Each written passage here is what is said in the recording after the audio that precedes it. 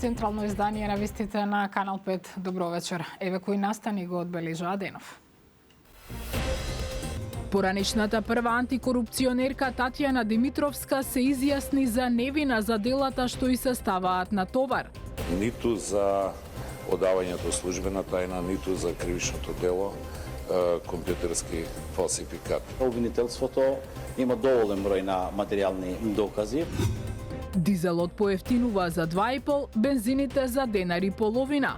Владата најавува нов сет мерки за заштита на стандардот. Лидерот на СДСМ Венко Филипче ја повика владата веднаш да побара екстрадиција на Груевски, доколку тоа не го сторила досега.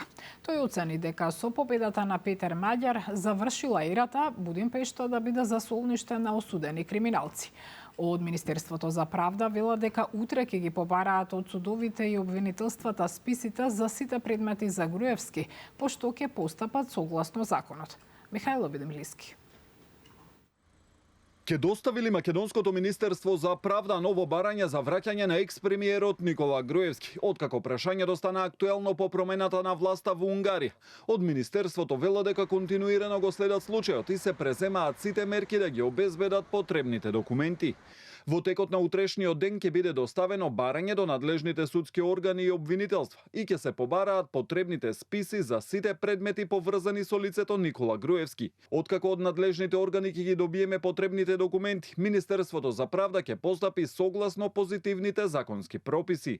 Велат од правда и додаваа дека по поднесеното барање за екстрадиција во 2018 и дополнето година подоцна, унгарските власти го одбиле барањето со образложение дека на Груевски му е одобрен азил, со што не може да се предаде лице кое ужива таков статус. На поранешниот премиер му преостанува да одлежи 1,5 година затвор за случајот насилство во Центар, која му застарува во 2027, како и 9 години затвор за случајот Плацеви на Водно, кој застарува во 2043 година, информираа денеска од Кривичниот суд.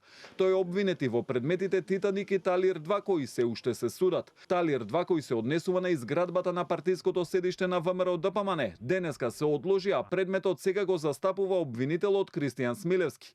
Тој очекува постапката да се заврши пред да настапи застареност во август. Но и доколку Груевски е достапен за домашните органи, би можел да побара повторување на постапката. Секој има право на судење во присуство.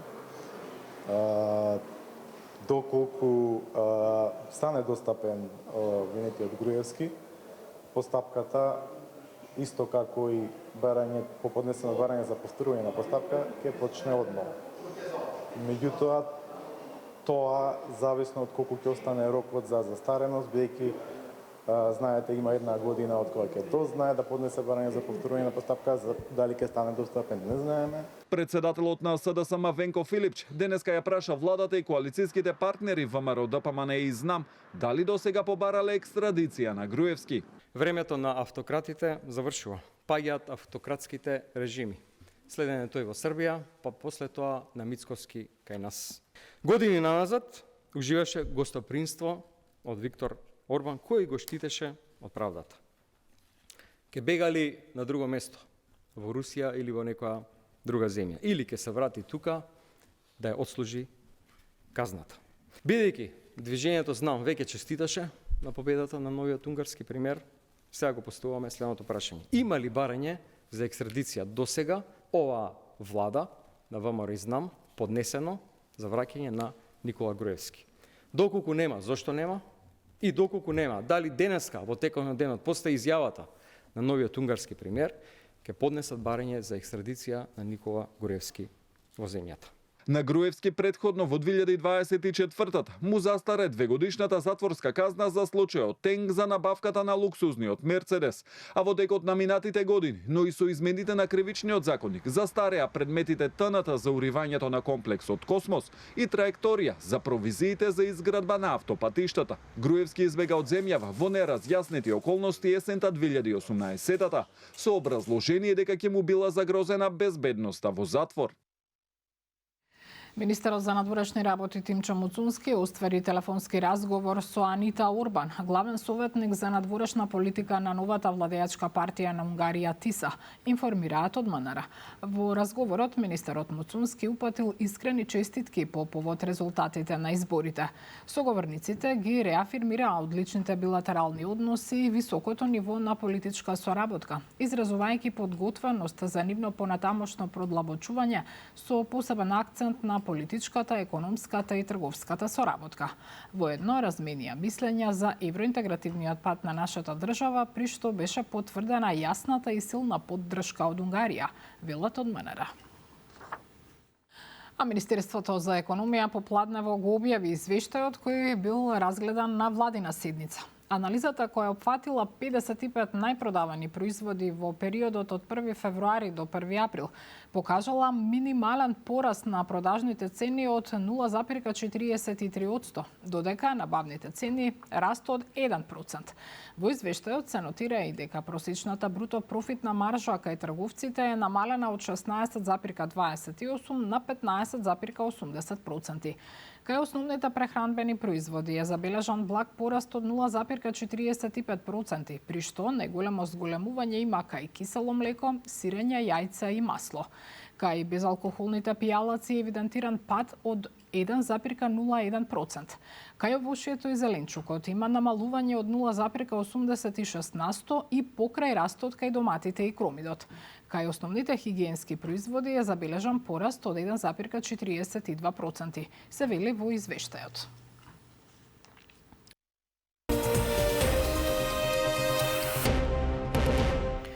Поранешната прва антикорупционерка Татјана Димитровска денеска пред судот рече дека не се чувствува виновна за кривичното дело за кое се товари – оддавање службена тајна и компјутерски фалсификат. Вина не чувствуваат ниту останатите двајца обвинети во случајот. Сања Трајковска Ставров има повеќе. Екс-шефицата на антикорупцијска Татјана Димитровска не се чувствува виновна за оддавање на службена тајна и останува на ставот дека ревизорот само и помагал да ја пополни апликацијата за стекнување со безбедносен сертификат. Димитровска пред судот кажа дека ја разбира содржината на кривичните дела, оддавање на службена тајна на поранешниот директор на ТЕЦ Неготино, како и за компјутерски фалсификат, односно дека ревизорот Миле Стулевски во нејзино име го полагал тестот за безбедносен сертификат за пристап до класифицирани информации, но таа смета дека ништо од ова не сторила. Од обвинителството велат дека ќе докажат вина со цврсти докази и екстрахираните податоци од мобилниот телефон на Димитровска, кои опфаќаат речиси 250.000 електронски записи. Ќе ја докажеме нашата теорија, односно дека лицето кое што е обвинето во конкретниот случај, тоа е лицата, превзеле действија кои што ги сочинуваат битијата на кривичните дела за кои што се товарени, односно издадени се службени тајни и доставени се до лица на кои што реално не смееле тоа да го направат достапно. Сметаме дека обвинителството има доволен број на материјални докази. До крајот на доказната постапка целиот мозаик ќе добие формата како што сметаме дека судот ќе има јасна слика. Адвокатот Владимир Туфекџи, кој ја застапува Димитровска, пак вели дека информациите што таа ги споделила не представуваат службена тајна. Најави сведочења на представници од АНБ и ДКСК и очекува ослободителна присуда. Сметам дека во действијата не е содржано кривично дело, ниту за оддавањето службена тајна, ниту за кривичното дело компјутерски фалсификат. Како дел од доказите на одбраната ќе бидат 4 седници за 4 предмети кои ден денеска се достапни на Zoom платформата, односно YouTube каналот од Државната комисија за спречување на корупцијата. Известен е судот дека е доставено известување со кое се потврдува дека ниту еден документ не е класифициран како службена тајна. Покрај Димитровска на обвинителна клупа седнаа и ревизорот Столевски, како и Билјана Петровска-Мантева. И тие пред судот кажаа дека не чувствуваат вина. Денешното ручиште продолжи со доказна постапка, а наредното е закажано за 16 април. Истрагата против Димитровска почна откако беше анализирана телефонската комуникација со Небојша Стојановиќ, поранешен директор на ТЕЦ Неготино и обвинет во случајот адитив. Според обвинението, Димитровска преку апликации му давала доверливи податоци за поведени постапки, отворање на предмети против правни и физички лица, службени белешки, како и информации за проверка на имотната состојба на обвинетиот и неговото семејство. Владата изготвува решение за полагање на правосуден испит и на албански јазик. Изет Меджити вели дека работни групи веќе работат на тоа. Спротивно на ставот на премиерот дека зад неодамнишните студентски протести се крие обид за дестабилизација, Меджити ги оправдува протестот и барањата на студентите. Ивана Стојановска. Одвреди се оптимисти дека наскоро ќе се изнајде решение кое ќе овозможи полагање на правосудниот испит и на албански јазик. Изет Меджити вели дека работни групи во владата интензивно подготвуваат соодветно решение, но наспроти ставот на нивниот коалиционен партнер и премиер Мицкоски, кој смета дека протестите на студентите од албанските универзитети биле политички мотивирани и обид за дестабилизација на државата, Меджити ги поддржува и протестите и барањата на студентите од албанска националност.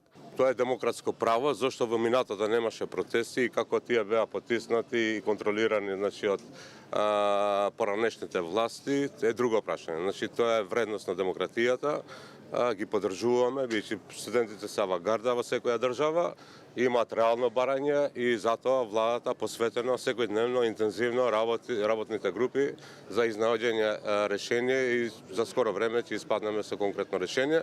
Меджити е убедени дека законот за правична застапеност, кој веќе помина на седница на влада и кој наскоро треба да се најде пред парламентот, ќе ја добие потребната поддршка од претениците и дека ќе биде обезбедено и потребното бадинтерово мнозинство. Немам никаква дилема дека сите пратеници кои што се немакедонци, бидејќи бадинтерот се однесува на републичко ниво за заедниците освен македонскиот народ, имаат ретка прилика да ова прашање кое што беше порано решено на партнерско ниво или на други начини, за прв пат има можност, значи, да се реши со законско решение и мислам дека секој пратеник тоа ќе го искористи, бидејќи оди во прилог на неговата заедница од која што потекнува и кој ги застапува. Законот за правична застапеност треба да го замени балансерот кој беше укинат со одлука на Уставниот суд во октомври 2024-та. Со него, меѓу другото, се предвидува при вработувањата во јавната администрација да се води сметка и за квалитетот на кандидатите, а не само за нивната етничка припадност. Македонската царина денеска ги сумираше резултатите од работењето во изминатите 34 години. Директорот Бобан Николовски се пофали дека регистрирале рекордна наплата на приходите, а како управа поднеле 330 кривични пријави против над 1000 физички и правни лица. Елизабета Дамјановска-Спасеновска. За прв пат откако е формирана царинската управа, надмината е границата од 12 милиарди денари, односно околу 195 милиони евра, наплата на приходи за еден месец, а во изминативе 20 месеци значително е зголемена целокупната наплата на приходи, рече директорот на царинската управа Бобан Николовски на одбележувањето на 34 годишнината од постоењето на институцијата. Во втората половина од 2024 година наплативме за 64,6 милиони евра повеќе приходи споредбено со истиот период во 2023-та. Во 2025 година споредбено со 2024-та остваривме поголема наплата за 105 милиони евра, а овој тренд продолжи и годинава, при што во првото тромесечие имаме зголемување на наплатата на приходи за близу 24 милиони евра. Николовски нагласи и дека од јули 2024 година до денеска царината покажала значителни резултати во спречување на голем број обиди за нелегални дејствија.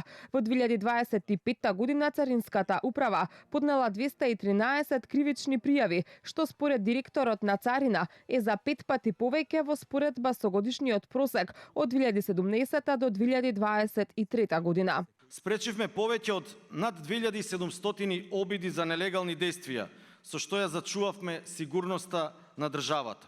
Во втората половина од 2024 година поднесовме 70 кривични пријави, што представува речиси 80% од вкупните поднесени пријави во таа година.